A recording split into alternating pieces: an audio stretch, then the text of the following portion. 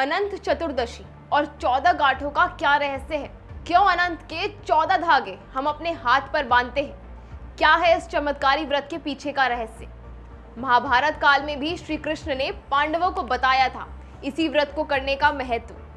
अनंत चतुर्दशी के दिन आपके सारे संकटों का नाश हो सकता है। क्या आपको इसके बारे में पता है?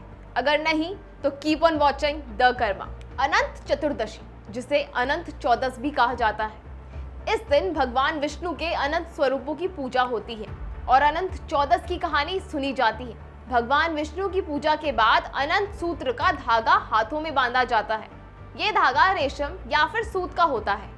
इस धागे में 14 गांठें होती हैं। स्त्रियां दाएं हाथ और पुरुष बाएं हाथ पर ये अनंत सूत्र का धागा बांधते हैं या धारण करते हैं। माना जाता है कि अनंत सूत्र पहनने से सभी दुख और परेशानियां दूर हो जाती हैं और कहा जाता है कि इसको धारण करने से व्यक्ति के जीवन में सुख समृद्धि बनी रहती है। पर अनंत चतुर्दशी के दिन करना क्या है? इस दिन आपको श्री हरि विष्णु के सामने संकल्प लेकर 14 गांठों वाला अनंत सूत्र बनाना है और अपने हाथ पर बांधकर व्रत करना चाहिए।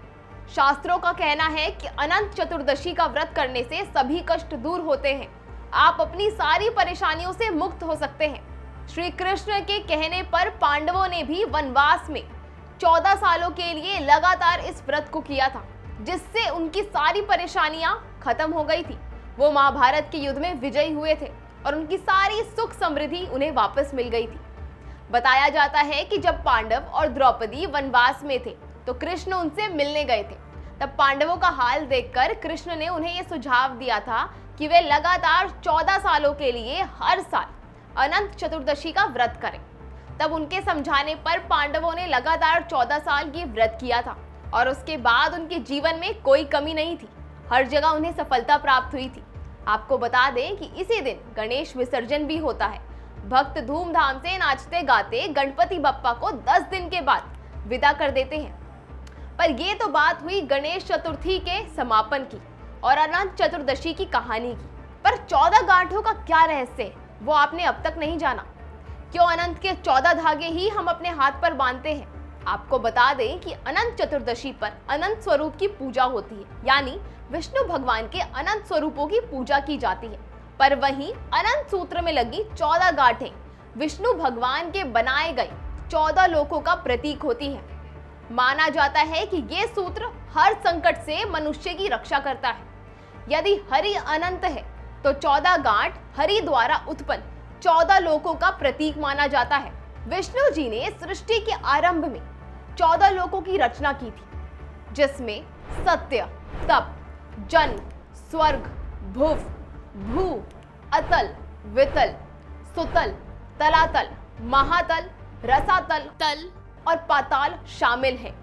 कहा जाता है कि अपने बनाए इन लोकों की रक्षा करने के लिए उन्होंने अलग अलग 14 अवतार भी लिए थे। अनंत के धागे में कुल 14 गांठें होती हैं। ये सभी गांठें भगवान विष्णु के 14 नामों पर आधारित भी होती हैं। इस तरह अनंत पूजा में भगवान विष्णु के 14 नामों का आवाहन किया जाता है। अनंत के हर गांठ पर भगवान विष्णु के 14 नाम अनंत, पुरुषोत्तम, ऋषिकेश, पद्मनाभ, माधव, बैकुंठ, श्रीधर, त्रिविक्रम, मधुसूदन, वामन, केशव, नारायण, दामोदर और गोविंद के नाम का आवाहन किया जाता है। तो क्या आप भी अनंत चतुर्दशी का ये खास व्रत रखने वाले हैं? अगर हाँ तो हमें कमेंट करके जरूर बताएं। अगर आपको हमारा ये वीडियो पसंद आया हो तो हमारे इस वीडियो को लाइक करें और हमारे चैनल द कर्मा को सब्सक्राइब भी कर लें। सब्सक्राइब करने के बाद आप बेल आइकन का बटन दबाना बिल्कुल ना भूलें, ताकि आपको हमारी नई वीडियोस की नोटिफिकेशन मिलती रहे। धन्यवाद।